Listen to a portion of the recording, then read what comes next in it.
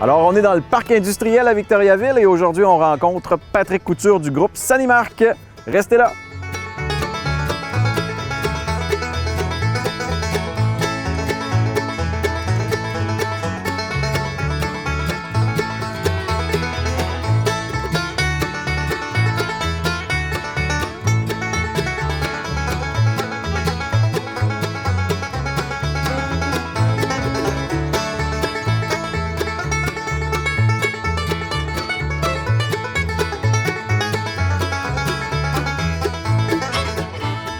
Bon, Patrick, Oui, merci d'être là. Donc, Vas-y. toi, c'est quoi tes fonctions exactement au groupe Sanimark? Aujourd'hui, en fait, j'en ai quelques-unes. Là. Je suis directeur général pour la division Piscine et Spa. OK. Je m'occupe aussi d'unités corporatives comme les ressources humaines, l'innovation, et aussi un projet technologique là, qui s'appelle Sutro. OK. Et puis toi, avec le groupe Sanimark, est-ce que tu as gravi les échelons ou tu es vraiment arrivé avec une expertise d'ailleurs puis on t'a engagé pour faire ce poste-là? Ça fait 17 ans que je suis chez Sanimark. OK. Je suis arrivé comme directeur marketing pour la division Piscine et Spa. OK. Et après ça, j'ai gravé des échelons. Là. J'ai parti après ça avec la fonction marketing pour tout le groupe au complet, là, qui a plusieurs divisions. Mhm. En fait, on a 4 divisions. Là. Le groupe, c'est Piscine et Spa, comme je parle. Ça, c'est les produits d'entretien de piscine et des spas. Ouais. Après ça, on a une division agroalimentaire qui est tout le nettoyage, l'ingénierie des systèmes pour les usines de transformation de volailles, de viande et tout ça. OK. Et puis après ça, une division plus woodwine qu'on appelle, qui est sanitaire. Fait que ça, c'est les hôpitaux, c'est les soins de personnes âgées, c'est toutes les écoles, les universités, etc. Mhm. Puis une division équipement qui est vraiment spécialisée dans les équipements. Fait que je gérais en fait le marketing de l'ensemble de ces divisions-là. OK. Et après, j'ai pris la responsabilité au niveau du recherche et développement. Fait que là, on a développé beaucoup l'innovation chez Sanimark avec un directeur d'innovation qui est Patrick Marchand. Puis là, on a bâti une équipe pour justement nous essayer de nous amener ailleurs. Mhm. Parce que c'est la différenciation qui fait la différence beaucoup. C'est la compétition qui nous pousse à aller plus loin. Fait que, Absolument. on veut pousser la compétition nous autres ici. Là. Ouais. Ouais. Donc, c'est ça, on parlait de l'évolution des produits depuis les années 50, 60. Là, on est dans un ère beaucoup plus verte où on prend beaucoup plus en considération l'empreinte environnementale. Donc, ça a dû changer beaucoup. Ça a dû faire évoluer les produits aussi beaucoup. Oui, tout à fait. Oui, puis c'est sûr que tout ce qui est Santé Canada pour l'approbation des produits de désinfection, ça, c'est un apport important, puis ça a changé grandement. Ça, on a développé des produits justement qui sont pour la désinfection de surface, puis la désinfection des surfaces, les mains. Et comme on peut le voir dans toutes les nouvelles qu'on entend, c'est des produits qui sont en demande de façon très, très, très importante. Fait que ça, c'est des produits qu'on a déjà, mais là, comme on a vécu cette crise-là, ça a changé un peu toute la dynamique. Mhm. Puis maintenant, groupe Sanimark, c'est quand même assez étendu. Vous êtes parti avec des débuts quand même plutôt modestes, là. Oui, tout à fait. Oui, la première date, c'est 1969, puis il y avait 2 produits. Si je me trompe pas, je pense que c'était un lave-vite ou nettoyant à cuvette, là, quelque chose de même. Là. Mhm. Ça a été parti par M. René Laroche avec Jean-Claude Goudreau. Et ça a parti à Victoriaville, ici. Et puis en 69 pour des produits sanitaires. Et puis après ça, ils ont même, eux autres, à cette époque-là, dans les années 70, créé un laboratoire pour développer des produits avec des formules OK. chimiques pour devenir vraiment un manufacturier. Parce qu'une des belles beautés du groupe Sanimark aujourd'hui, c'est qu'on a une usine de fabrication de produits de nettoyage. Puis ça, c'est un avoir super important pour nous autres. Là. Vous autres, 2018-2019, vous avez acheté plusieurs divisions dans l'Ouest canadien, en Europe, entre autres. Est-ce que 2020, vous continuez sur cette lancée-là? Non. Non? En fait, 2019, on a fait 4 acquisitions. Ouais. On a fait une acquisition en Ontario, qui est la compagnie Alpine, spécialisée dans le nettoyage de cuisine puis de linge. Après ça, on a fait aussi une acquisition en Europe qui est en France, qui est une usine de fabrication aussi en France. Une autre compagnie qui s'appelle ADI, qui est des systèmes vraiment intégrés d'automatisation dans les usines agroalimentaires. Puis la quatrième, c'est un start-up qu'on a acheté en Californie, OK. qui s'appelle Sutro. Et ça, c'est une technologie qu'on va voir sur le marché en 2021 au niveau du Canada. Mais là, on lance ça aux États-Unis en 2020. Alors, ce qui fait que je pense, là, ce qu'on a besoin, c'est de stabiliser nos opérations, puis intégrer ces acquisitions-là en 2020. Puis 2021, bon, on verra. Puis c'est sûr que le contexte de la pandémie, pour nous, 2020 a été bouleversé un peu. Là. Depuis les 2-3 derniers mois, on fait que gérer la crise, en fait. Ouais. Alors, ça a fait en sorte qu'on priorise vraiment les projets importants stratégiques qu'on continue, mais après ça, ben, on gère la crise, on gère les commandes clients qu'il faut livrer à tous les jours. Ben ouais. Puis vous, et en étant présent ici au Québec, dans l'Ouest canadien, là maintenant aux États-Unis, en Europe, c'est pas les mêmes règles partout, là. Comment est-ce que ça se conjugue, tout ça? Ben, on se sert beaucoup de l'expertise là-bas. En fait, nous, on connaît l'expertise canadienne. Mais quand on parle d'Europe, ben, on se fie beaucoup sur les gens qui sont là-bas pour nous aider à bien connaître les lois, les règlements, les normes, les approbations de produits. Les États-Unis, c'est la même chose. C'est des produits qui sont différents. Là, avec la fermeture des douanes, ben, là aussi, c'est compliqué de continuer à faire affaire parce qu'on ne peut pas voyager. Fait qu'en fait, on fait tout par distance, tout par téléconférence. Fait que l'échange est pas pareil. Ça retarde un peu sur certaines facettes. Mais c'est le contexte actuel. Oui. Puis au niveau de l'approvisionnement, j'imagine que vous avez certains produits aussi. Vous ne produisez pas totalement ici au Québec pour le marché québécois. Oui. Donc, Ben, toute la fabrication est faite ici à l'usine, à Victo. On a centralisé tout ce qui est fabrication ici. OK. Durant cette crise, on s'est fait supporter par l'entreprise Canlac qui nous supporte sur certaines fabrications de produits qui est dans la région. Et on a aussi l'usine Alpine en Ontario qu'on a utilisée pour faire de la fabrication aussi. OK. Mais on concentre vraiment nos efforts ici. Ouais. Puis, suite à la pandémie, ce serait quoi, le plus gros impact, la plus grosse répercussion, tant sur les unités de production que sur le mode de travail? Ça a été quoi le plus... Il y en a eu plusieurs, sérieux. Là. La première chose qu'on s'est posé comme question, c'est la santé et sécurité des employés. Ça a été le premier réflexe pour justement mettre en place les mesures nécessaires pour éviter que la pandémie ou le COVID-19 rentre chez Sanimax. On avait une hantise parce qu'on se disait, si ça rentre chez nous, ben on pourra pas, on va fermer, on pourra pas approvisionner les hôpitaux, les soins de personnes âgées. Fait que c'était un stress supplémentaire. C'était vraiment le premier dossier qu'on a travaillé. Et le deuxième, je te dirais que c'est tout ce qui est l'approvisionnement des matières premières stratégiques pour nous. Parce que les demandes pour ces matières premières-là venaient de partout au Canada. Fait que ça a été un tsunami pour les fabricants, ça a été un tsunami pour l'approvisionnement. Et ça, ben, il a fallu réinventer un peu notre façon de faire. Il a fallu avoir différents joueurs, des fournisseurs qu'on n'avait pas aujourd'hui, qu'on a maintenant. On a utilisé les instances gouvernementales pour nous aider. Autant au fédéral qu'au provincial, pour avoir des contacts, pour nous aider à faire l'approvisionnement. Fait que ça a été un enjeu très stratégique et très important. Fait que, je dirais que c'est les deux gros éléments. Après, ben, c'est comment continuer les opérations. Fait que, encore une fois, pour la santé et sécurité des employés, on a fait le travail à distance. Jour 1. Le jour 1 qui c'est arrivé, là, le 12 mars, ben, on a mis les employés à distance. Ils sont encore à la maison, ces employés-là, pour continuer les opérations nécessaires. Ouais. Ceux qui le peuvent, parce que j'imagine que vous avez des lignes de production pour certains produits. Les gens doivent être sur place. Là. Clairement. Tout ce qui est production, tout ce qui est usine, fabrication, c'est des gens qui sont obligés d'être sur place. Puis après ça, les autres personnes, c'était ceux qui géraient la crise. Comme moi, comme le directeur général du département des ressources humaines. Ben, on avait notre cellule de gestion de crise là, qu'il fallait qu'on soit de façon permanente ici. Il y avait tellement de choses qui se passaient que je pouvais pas faire ça à distance. Ben non, c'est sûr. Puis ici, à Victo, vous avez autant ici que sur Pierre-Roux, vous avez une autre usine qui est là. Ça représente combien d'employés à peu près juste ici à Victo? Ben pour Victoriaville, on parle d'environ 250 employés. Okay. Ici est le centre de distribution. Ici, c'est vraiment l'usine puis le siège social. Toute l'administration, en fait, est centralisée aussi à Victo. Puis le centre de distribution, c'est là que tous les produits fabriqués, les produits de distribution partent pour être distribués dans les 15-16 succursales à travers le pays. OK. Ouais. Fait que puis au total, le groupe Sanimax, c'est 750 employés, incluant les gens de l'Europe, les gens des États-Unis et les différentes acquisitions qu'on a faites là récemment. Puis là, avec le déconfinement qui s'en vient, pour vous, est-ce que ça représente... Parce que là, tu l'as dit, la pandémie est partie, vous, la demande a explosé. Avec ce retour à la presque normalité-là, est-ce qu'il y a un petit ralentissement ou c'est... Il n'y a pas de ralentissement. Et de toute façon, on ne voit pas de ralentissement pour nous avant très longtemps. Parce que, honnêtement, la population en général a été sensibilisée à la désinfection. Mm-hmm. Et, ça va faire partie de nos habitudes de vie, ça. T'sais, on le faisait tantôt au niveau de l'installation. Là, on a désinfecté nos chaises.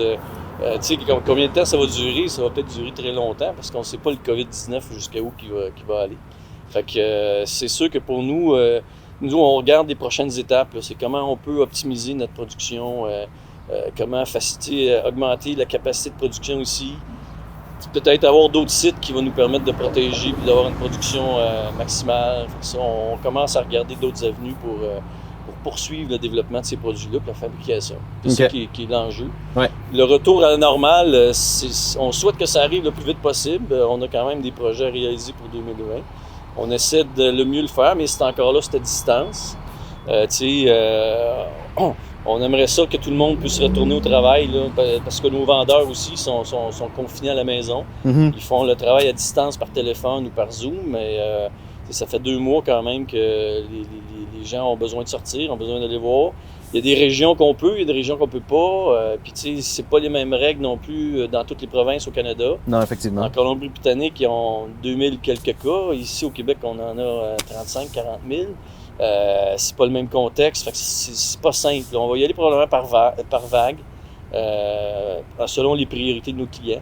Fait que ceux qui ont besoin de voir nos représentants ou nos ingénieurs, ben on pourra prioriser dépendamment des interventions qu'il faut faire chez les clients. Ouais. Puis vu votre gamme assez étendue de produits, vous pouvez aller vraiment couvrir assez large puis aller vous chercher des nouveaux clients malgré tout, malgré cette pandémie-là, non?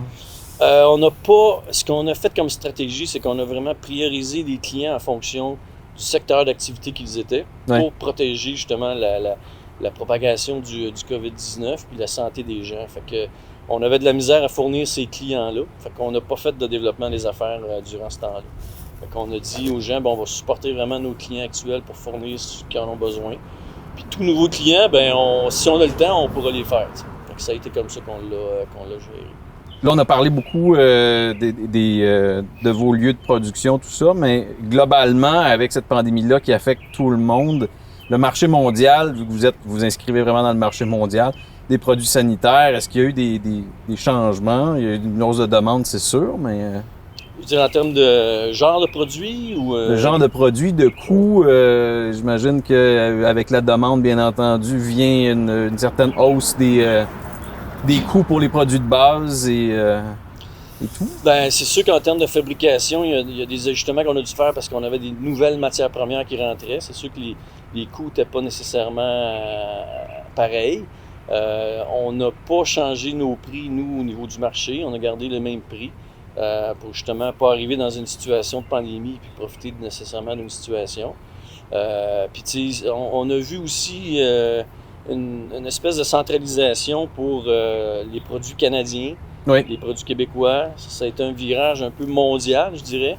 Et puis, même chez Sanimark, on a des réflexions vraiment plus en termes d'achat local. On en parle beaucoup, mais là, je pense qu'on a eu un signal important avec tous les approvisionnements qu'on fait à l'extérieur, comme en Chine. On a eu des problématiques avec le COVID-19, mais aussi avec le transport quand les voies ferrées étaient fermées. Oui. C'est tous des enjeux économiques que tu as comme entrepreneur. Mais là, si on avait des gens plus locaux, proches de nous, c'est beaucoup plus facile à trancher quand arrive une situation comme ça. Mm-hmm. Puis perdurer dans le temps, justement, c'est l'approvisionnement pour nous autres. T'sais. Favoriser l'économie québécoise, favoriser l'économie canadienne, je pense que ça va faire partie beaucoup plus de notre philosophie. Je suis pas le seul à le penser non plus. Là. Je pense qu'on est rendu là comme société. Puis tant mieux si on a réagi avec cette situation-là qui est malheureuse, mais qu'on puisse changer nos modèles d'affaires. Tant mieux. Je veux dire, c'est juste bénéfique pour la population en général puis le futur des prochaines générations. Oui, absolument. C'est sûr qu'il y a l'accent qui est mis là-dessus sur l'achat local. Vous, dans la gamme de produits que vous avez, est-ce que vous en avez qui sont vraiment d'usage domestique ou c'est On parlait d'hôpitaux, de restauration, etc. On a les deux, en fait, là, beaucoup, tout ce qui est produit piscine et spa, c'est marché de détail. Fait que ça, c'est pour le consommateur. On passe par des distributeurs, bien entendu, qui sont des groupes d'achat ou des clients comme ça. Mais tout ce qui est agroalimentaire, tout ce qui est industriel, c'est vraiment fait dans le contexte de l'industriel. Sur une note plus personnelle, toi, tu es quand même très impliqué dans la communauté. Oui, un peu. J'imagine qu'avec ça, il y a beaucoup d'activités qui ont été mises à la glace. Oui, effectivement. Ben aussi, Sanimar qui est quand même très impliqué dans plusieurs organisations en termes de dons et commandites. On a pris la position de maintenir ces dons et commandites-là aux entreprises qui en ont besoin ou les OSBL. Mm-hmm. Et personnellement aussi, je suis président du Grand Défi et le président du club de triathlon, le Trivic. Et puis, avec le Grand Défi, malheureusement, on a dû suspendre toutes nos activités 2020. Fait que ça n'a pas été une décision nécessairement facile, mais tant aussi longtemps qu'on ne peut pas faire des assemblements, ça ne nous donne rien de faire une créativité pour ces différentes activités qu'on ne sait même pas si on va pouvoir les faire. Non, c'est ça. Ça a été une difficile transaction à faire. Après ça, pour les jeunes du club de triathlon, on a malheureusement suspendu toutes les activités d'entraînement. Même il y avait des vélos qui étaient restés à la polyvalente, qui étaient fermés, qu'on ne pouvait même pas aller chercher. Fait que ça a été suspendu. Puis il n'y a pas de compétition non plus de triathlon cet été. Fait que ça a été malheureusement des décisions qu'on a dû prendre. Fait qu'on a arrêté. Fait qu'on souhaite qu'à l'automne, ça puisse repartir comme il faut. Qu'on n'a pas de garantie. Fait que ça fait que ces implications-là au niveau social, c'est des activités qui ont dû arrêter. Mais je me suis occupé pas mal ici, pareil, pour ça doit passer à travers ça. Non, c'est ça. Il ne doit pas avoir grand pause. Non, il n'y a pas eu de pause beaucoup. Là. Donc, hier, le 12 mai, la ministre Charest fait l'annonce que certains sports peuvent être pratiqués maintenant. Donc, peut-être qu'au courant de l'été, même, il va pouvoir y avoir des adaptations. Ou sinon, vos activités sont vraiment toutes reportées jusqu'à 2021? Oui, tout est reporté en 2021. Même, il parlait de triathlon en termes de retour, sauf que quand tu lis entre les lignes, c'est vraiment juste la natation dans un bassin naturel qui va être possible de faire. Ah ouais, OK. Les rassemblements de plus de 2 personnes sont impossibles. Okay. Tu peux jouer au tennis, tu touches pas à la même balle. Fait qu'il y a plein de règles qui ont été mises. Fait que ça va être très difficile à faire un rassemblement de plusieurs personnes de cet été. Mm-hmm. C'est une super bonne nouvelle, honnêtement. Au moins, des gens qui sont des sportifs, comme moi, je pratique beaucoup le sport, le vélo, la course à pied. Ouais. Au moins, là, on a une sécurité de dire on peut aller se promener un peu plus là, pour faire notre sport quotidiennement. C'est ça. Ouais. On ne sera pas dénoncé par les voisins parce qu'on passe trop proche du monde de sa piste cyclable. Ouais, c'est ça, exact. Ouais. Ça, c'est drôle parce que ça amène des changements de comportement. Hein, puis c'est très... c'est pas dans nos mœurs et coutumes. Hein. Quand vous êtes arrivé, d'habitude, on se donne la main. Là, on sait pas trop comment faire l'accueil des personnes. Fait que ça, je pense, ça va peut-être perdurer un peu dans le temps. Puis ça enlève des paradigmes qu'on a beaucoup là-dedans. Oui, absolument. Ouais. Donc, on a parlé des répercussions que la pandémie a eues sur les tâches ou sur l'aspect plus professionnel, mais personnellement, toi, est-ce que tu as pu bénéficier d'une certaine pause ou si ça a juste comme parti en flèche? Ça a parti en flèche, je te dirais. Ça a été occupé, c'était 6 jours par semaine. Là. Ah oui? C'était samedi, dimanche aussi inclus, ce qui n'est pas dans mes habitudes de vie. Là. Je travaille fort durant le lundi au vendredi, mais la fin de semaine, j'aime ça être plus avec mes enfants, mon épouse, des amis. Mais là, c'était tout le temps. Même mon épouse, à un moment donné, me dit « Patrick, t'es là, mais t'es pas là. » Fait que physiquement, j'étais présent, mais mentalement, j'étais très préoccupé par tout ce qui se passait. Puis, sauf que j'ai l'habitude qu'à tous les matins, je peux sortir pour aller faire un petit jogging, aller faire une marche. Mm-hmm. Puis ça, encore une fois, ça me sauve beaucoup pour tout l'aspect psychologique. Et ça me garde en santé, ça me permet de préparer ce qui s'en vient durant la journée. Puis j'ai maintenu ce cap-là, moins longtemps, moins exigeant, mais au moins je pouvais le faire pour me faire du bien à moi. Ouais. Et là, tu vois, on sent qu'on contrôle un peu plus les choses, les responsabilités sont aux bonnes places. On n'a pas à réinventer nos façons de faire. Fait que là, on continue sur les airs d'aller qu'on a. Fait qu'au niveau business, ça se place. Fait que ça me donne plus de temps. Mes soirées sont plus libres. Ouais. On arrivait à la maison assez épuisé avec tout ce qui se passait comme gestion de crise. Fait que dors moins bien. Tu te réveilles très tôt le matin, puis tu commences à repartir la machine. Ben oui, parce que les préoccupations continuent. Donc, c'est sûr que on est à la maison, mais dans le fond, hey, j'ai-tu fait ça? Hey, j'ai-tu pensé? Ça va donner. Oui, exact. C'est ça qui était la situation. Mais On est bien entouré, sérieux, chez Sanimark pour nous aider sur le plan de travail. On a des très bonnes ressources. Puis sans eux, on ne pourrait pas passer à travers cette situation-là. Puis j'ai vu un beau travail d'équipe s'installer parce que même en tant que gestion de crise, tu vois qu'il y a des gens qui sont très habiles à embarquer dans une fonction de gestion de crise, d'autres que se sont dépourvus. Et c'est dans la nature humaine, en fait. Fait que dépendamment comment tu es comme personne, fait que ça nous a permis de connaître du monde, de se rassembler, d'être plus proches. On a eu quand même du fun à travers ça. L'humour pour nous autres, c'était quand même important dans cette crise-là pour continuer à avoir du plaisir au travail. Ouais. C'est ça. Mais personnellement, c'est un peu ça qui arrive. Là. J'ai perdu un peu des moments de détente que je pouvais avoir pendant un certain temps. C'est ça. Ouais. Puis on parlait justement que ça allait amener certains changements de comportement chez les gens, mais chez les entreprises aussi, peut-être qu'il y en a certaines qui vont se dire « Hey, on n'avait pas de plan d'urgence, on n'avait pas de plan en prévision de catastrophe. Peut-être le moment d'y réfléchir puis de mettre les ressources qui vont... » Oui, absolument. Il faut que les gens prennent le temps de réfléchir à un plan si jamais il y a une catastrophe qui arrive, peu importe le domaine dans lequel tu es. Puis moi, je pense que la première chose la plus importante, c'est d'identifier des gens dans l'organisation pour créer un comité de gestion de crise. C'est pas 12 personnes, c'est pas 20, c'est 3 personnes, 4 personnes maximum. C'est cette cellule-là qui va gérer la crise, puis les autres, il faut qu'ils fassent confiance à cette cellule-là. Puis à partir de là, ben là, le plan va se dessiner. Si t'as pas de plan, tu vas commencer à en faire un. Si t'as un plan, ben le contexte de la COVID-19, on avait un plan, nous autres, puis il a fallu l'ajuster pas mal. Là. Ben oui, c'est ça. On fermait tous les magasins, on fermait... on fermait les bureaux, on envoyait les gens en télétravail. C'était pas écrit ça dans mon plan d'urgence. Ben non, c'est ça. Ben, on était et on est encore jusqu'à une certaine mesure dans l'inconnu avec cette maladie-là. Là. Oui, tout à fait. Tout ce qu'on lit sur la littérature, puis j'en ai lu beaucoup, là, on est encore aujourd'hui dans beaucoup d'inconnus et de... On sait pas même s'il va disparaître, ce virus-là. Fait que, les scientifiques à travers le monde se penchent sur ce virus-là pour essayer de nous aider. Puis, déjà, on voit que ça va prendre 1 an et demi, 2 ans, on sait pas. Ouais. On peut pas dire que ça va être prêt dans 4 mois. C'est impensable aujourd'hui de réfléchir à ça. C'est ça. Puis, il y a du nouveau à chaque semaine dans la littérature scientifique. Ouais. Mais malgré tout, les effets à long terme sont toujours pas connus. Inconnus. Non. C'est pour ça qu'il faut penser quand même à demain comme entreprise.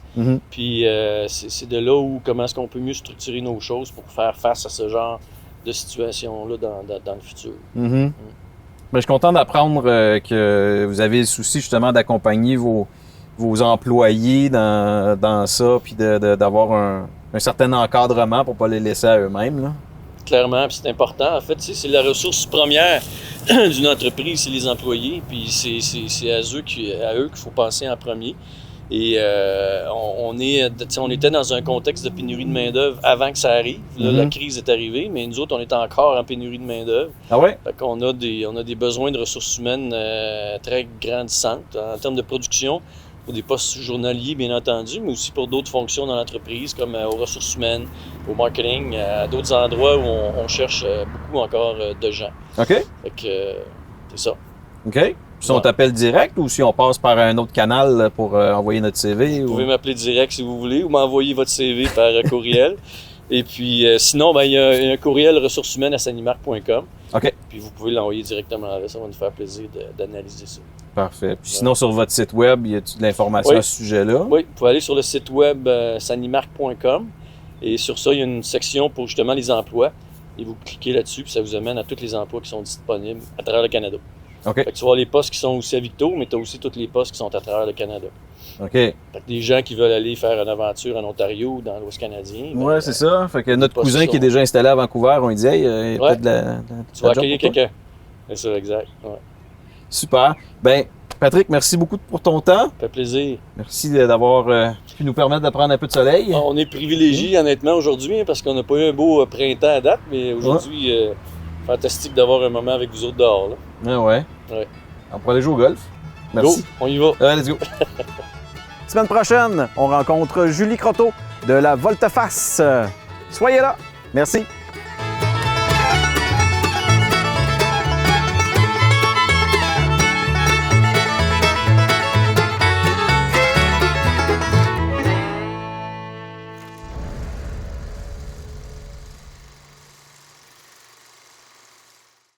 La tomate a créé il y a quelques années un très gros débat. Fruits ou légumes? Mais non, c'est pas un fruit, là. Franchement, je me fais des sandwichs avec ça puis j'en mets dans mes salades, là. Non, c'est pas sucré, c'est salé. C'est un légume. Non, je suis désolée, mais scientifiquement parlant, la tomate, c'est un fruit puisqu'elle est le produit végétal qui succède une fleur et qui contient la graine de la plante qui l'a produit. Un peu comme les fraises, les pommes, les poires, et aussi les melons. C'est beau. Et il y a la pêche qui peut également créer des conflits. Est-ce que c'est plus un sport ou un loisir? Alors, la pêche, c'est un loisir, au même titre que les cartes puis le bolo. Il y a personne qui sue quand il va à la pêche. Tu sais, à moins que là, quand ça fait 4 jours que t'es dans le bois sans te laver, il y en a qui puent, par exemple. Non, je suis désolée, mais la pêche, c'est un sport. Parce que quand ça mord, là, j'en ai un! Là, faut que tu t'assures d'être attentif au plus haut point pour pas perdre ta prise. Ça prend autant de concentration, de précision, puis de force qu'un lanceur de baseball, qu'un gardien de but au hockey, qu'un joueur de soccer. Je pense qu'on a compris le principe. Et finalement, ça, est-ce que c'est une danse ou un tic nerveux? Ah, qu'est-ce que c'est ça? Ah, ça, c'est définitivement un problème neurologique. Ce que j'essaie de vous dire, dans le fond, c'est que peu importe que la tomate soit un fruit ou un légume, que la pêche soit un sport ou un loisir, ça change quoi? T'aimes-tu ça, les tomates? Ben oui. Ben mange-en.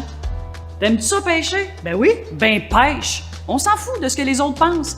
Et c'est la même chose avec un métier. Il faut que tu choisisses un métier qui fit avec tes goûts et ta personnalité.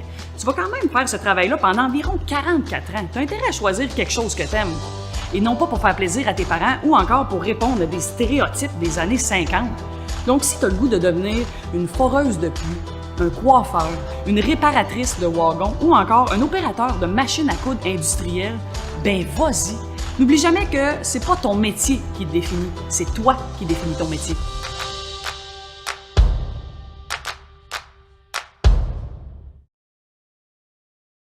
Nouveau propriétaire. Le propriétaire a le droit de vendre son immeuble au moment où il le veut. Cependant, il doit vous faire connaître l'identité du nouveau propriétaire locataire. Celui-ci ne peut résilier le bail et il doit le respecter en entier avec les mêmes conditions. Le bail est renouvelable au même titre qu'il l'était avec l'ancien locataire. Le nouveau propriétaire peut, sous certaines conditions, apporter des modifications au bail, comme changer le chauffage central inclus au bail, mais il doit offrir au locataire une diminution de loyer équivalente au coût du chauffage pour le logement. C'est le même principe s'il veut retirer des stationnements, des espaces de rangement ou autres conditions de location inscrites au bail. S'il veut investir et améliorer l'apparence de l'immeuble, il ne peut exiger une augmentation de loyer pour couvrir ses frais.